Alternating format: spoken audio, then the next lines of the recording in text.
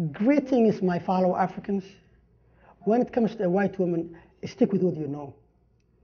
Don't try to be a white man or a westernized male. Be or behave as barbaric as possible and wear a colorful costume. I'll show you how. إله أمرك.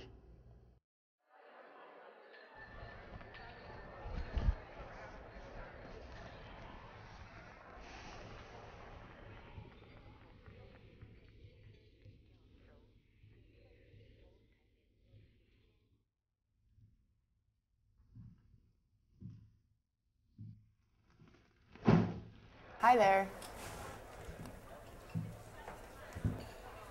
You're late, mister. Nothing serious. Just a few minutes. More like 45 minutes. I was detained back by my employers. Oh, that's okay. You're here now. I know how traffic can be in this town. Besides... But I don't drive here. Oh, how did you get here? I walked. Lady, I think I told you my last ride back to home was a donkey.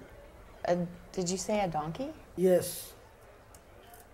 I needed my donkey today. Where's that good donkey when you need him? I don't remember hearing anything about a donkey. I do remember you said that you were employed at the main supermart. That is true. And I really dislike to hate the police. They keep telling me to smile at their customers.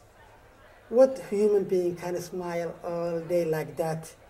In my country, lady, only crazy people smile like that all day. Well, in our country, it's called customer service. It helps people feel welcome, you know, appreciated. There's camel shit. Excuse my Arabic. I really miss my job back to home. What, if you don't mind me asking, what was your job back in Africa? Nothing serious. I was working for a Somali warlord. A warlord? Oh, that's terrible. I know. The shifts were brutal, and we were not paid for overtime. And it is true, we had no dental plan. But at least we did not have to smile all day like some idiot people. How old were you when you worked for that warlord? 9, or maybe mostly 10. You poor thing. I am not a thing. Don't talk like that. Oh, it's just an expression. So you were a child soldier? I have heard that's what the United Nations calls my first employment. Well, you must be so thankful to be living in Canada to get away from all of that. Canada is a good country, except your government seems to have one stupid rule. How do you mean? Your country seems to think a man cannot have more than one wife for some reason. You can't be serious. I am, but what can a man do? We have to obey your oppressive rules.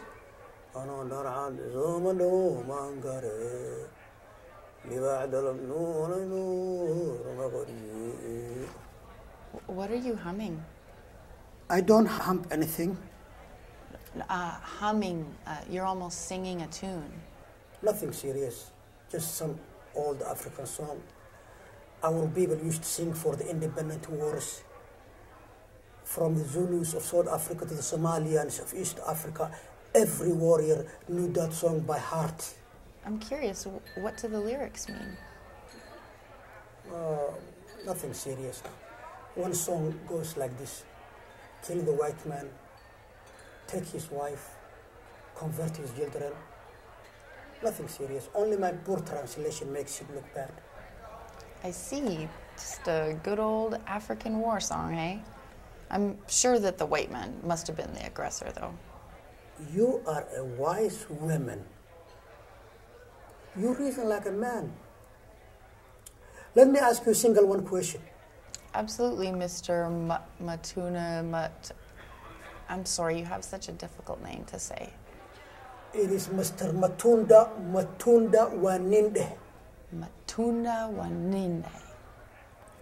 Not like that. You left some part. I teach you again.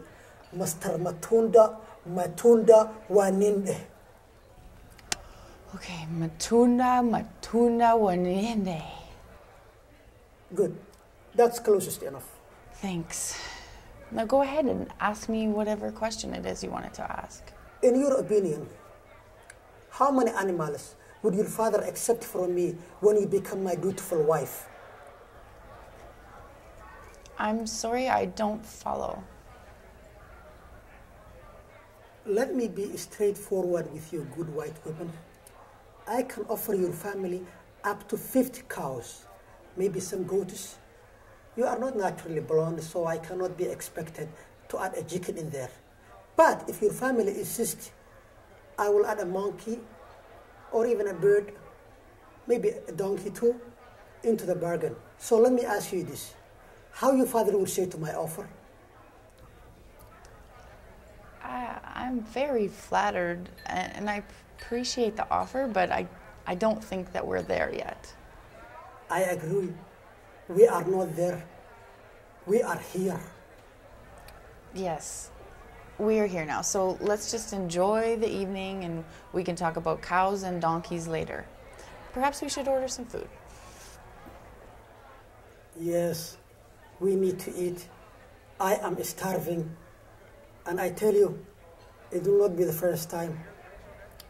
But you haven't even opened the menu. I hope you like Italian food. I'm not Italian. Neither am I.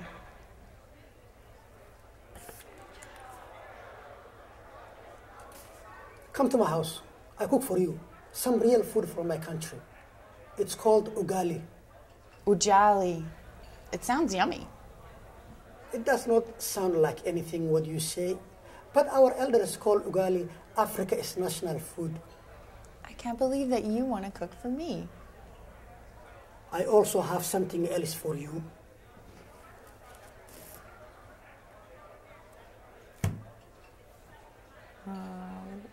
What is this? Some random wood? No, not just some random wood. This is from the tree under which the great Mandela himself meditated when he was in prison. Not some random wood. Oh my gosh, that is so touching. Let's go. I cook for you. Okay, I'd like that very much.